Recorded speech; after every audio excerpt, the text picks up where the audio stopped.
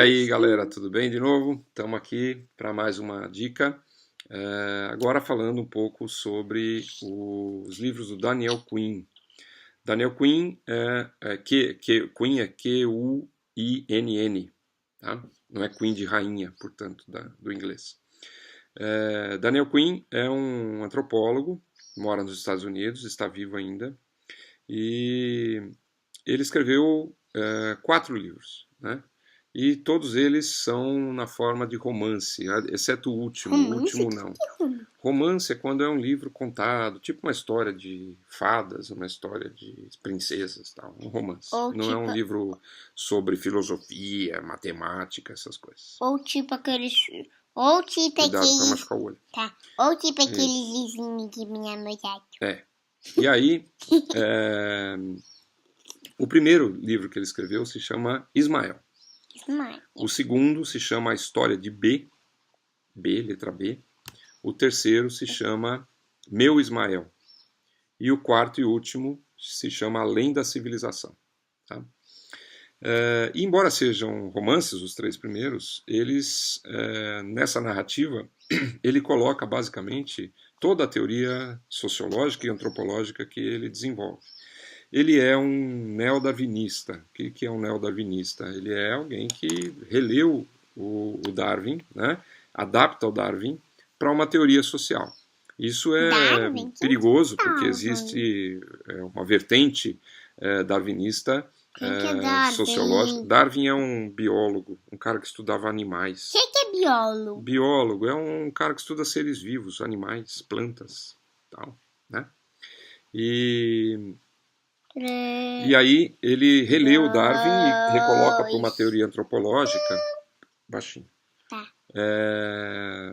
mas não naquela teoria social darwinista, bastante perniciosa em alguns momentos, né? O que acontece é que ele é um grande leitor de um neodarwinista chamado Richard Dawkins. O Dawkins é um cara conhecido, um cientista bastante conhecido, renomado, escreveu vários livros. Ele já está vivo? Está vivo. E ele tem a teoria do gene egoísta. Né? Um dos livros dele se chama O Gene Egoísta. Egoísta é aquele que só pensa em si. E aí, eu não só penso em mim. Então. Portanto, você não é egoísta. Né? E aí, o Dawkins, então, coloca essa teoria em vários livros, né? O Capelão do Diabo, o Relojoeiro Cego e vários outros. Peraí, deixa o papai falar, senão eu não consigo falar no tempo aqui que precisa. E aí,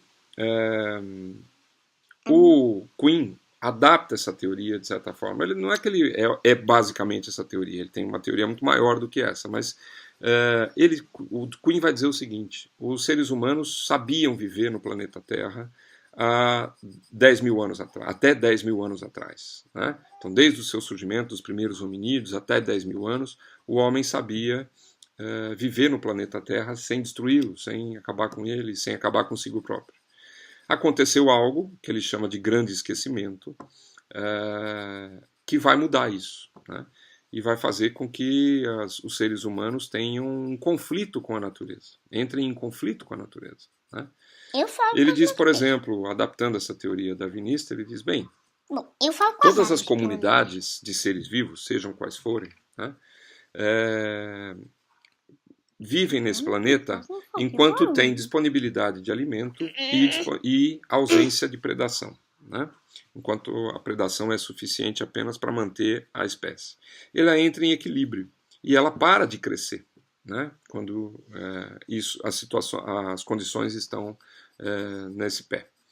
Porém, quando há uma disponibilidade infinita de alimento e quando não há predação, que é o que acontece com os seres humanos hoje, né? Nós temos um desequilíbrio e temos um crescimento exagerado. E nós, seres humanos, hoje acreditamos que esse crescimento é bom, né? Tanto que a gente fica todo ano achando bom que o PIB do país tenha crescido, por exemplo, ou que as condições tenham melhorado para as pessoas, etc, etc. Né? Claro, é bom, né? Mais pessoas poderão viver. Só que o que acontece? A gente acredita que não é suficiente a quantidade de alimentos que a gente produziu esse ano. Então precisamos produzir mais por ano que vem. E aí o que acontece? Se a gente produz mais o ano que vem, a população vai crescer mais o ano que vem, né? E isso é infinito, portanto. O que ele defende é que a gente tem que parar de crescer. O que não significa encolher e sumir. Significa simplesmente estabilizar o crescimento, né? E isto é importante. Mas mais do que isso, a teoria dele... Porque se você ficar gigantesco, você nunca consegue... Você vai ficar tão gigantesco, mas tão gigantesco... Que não para mais. Que não para mais. Isso. Você vai ficar até... Exatamente. Então, olha só. A gente cai numa outra questão, né, que ele coloca. Por que há 10 mil anos? O que aconteceu esse grande esquecimento? O que foi? Né? Foi um período em que algumas dessas sociedades, porque eram várias sociedades de hominídeos, a gente já sabe disso pelas pesquisas, né? Uma dessas sociedades decidiu criar um sistema próprio de agricultura muito diferente das outras que existiam, que ele chama de trancar a comida. Então, trancar a comida, quer dizer, em algum momento uma sociedade decidiu que era melhor produzir os alimentos e que alguém ficaria com a guarda desses alimentos. Então esses alimentos seriam trancados, né, e distribuídos na medida em que fossem necessários para não haver fome para a população. Até aí uma ideia bacana, né? E tão bacana e tão eficiente que acabou se propagando por uma série de lugares e regiões do planeta e acabou fazendo com que as outras formas de vida do planeta Terra e dos seres humanos no planeta Terra fossem simplesmente extintas, né? O Homo sapiens sapiens, que é o que nós somos, né, a nossa espécie, acabou extinguindo uma série de outras espécies. O que é o homem-almas? Nós, você, somos Homo sapiens sapiens. Aquele que sabe que sabe. Que nome? Isso, é esse o nome nosso. Tá, mas que nome? É o nome do ser humano.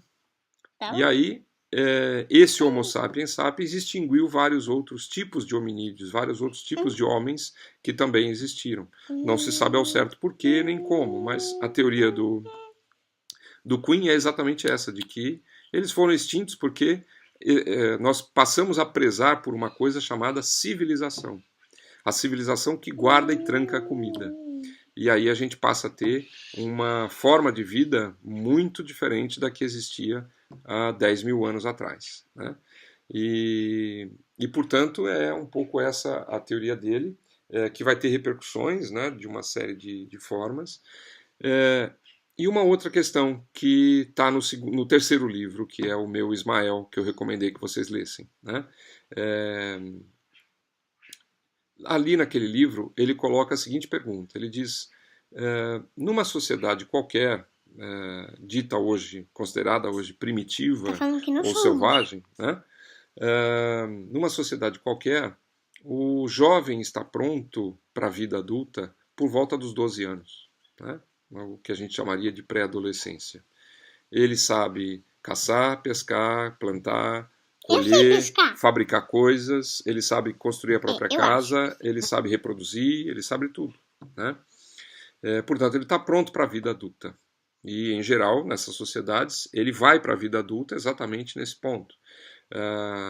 O Jung, por exemplo, em um dos livros dele, relata uma experiência de uma cerimônia em que os jovens são colocados afastados da aldeia, uma tribo da Polinésia, se não me falha a memória, afastados da aldeia por guerreiros muito fortes e alimentados durante 1, 2 semanas apenas pouco e por velhas senhoras da aldeia.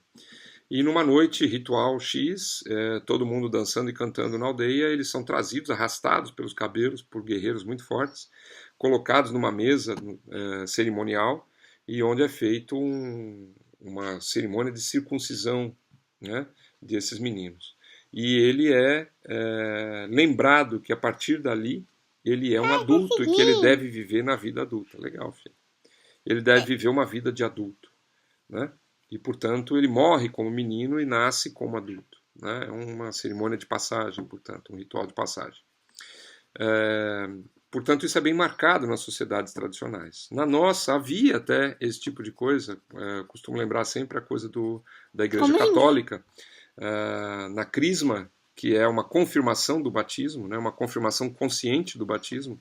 Em muitos casos, e eu já perguntei a alguns alunos aqui na Bahia, dizem que ainda acontece aqui na Bahia, em algumas cidades do interior, o padre dá um tapa no rosto do menino, da menina, que está se crismando, né?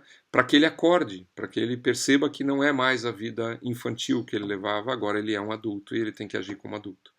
Mas na nossa sociedade nós temos adultos de 35 anos, 50 anos, né, que não aprenderam a sair das fraldas, que vivem nas casas dos seus pais, sustentados pelos pais ou coisa parecida, porque a gente retardou muito o crescimento desses estudantes, né, desses alunos, dessas pessoas, desses jovens, né, e ele nunca está pronto.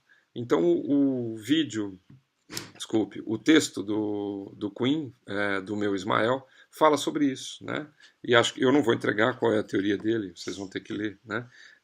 O que ele fala sobre isso, o que ele fala sobre essa ideia de que nós precisamos ter uma outra postura com nossos jovens e a escola precisa formar pessoas adultas e não retardar isso, né, infinitamente, que é o que a escola faz hoje, né?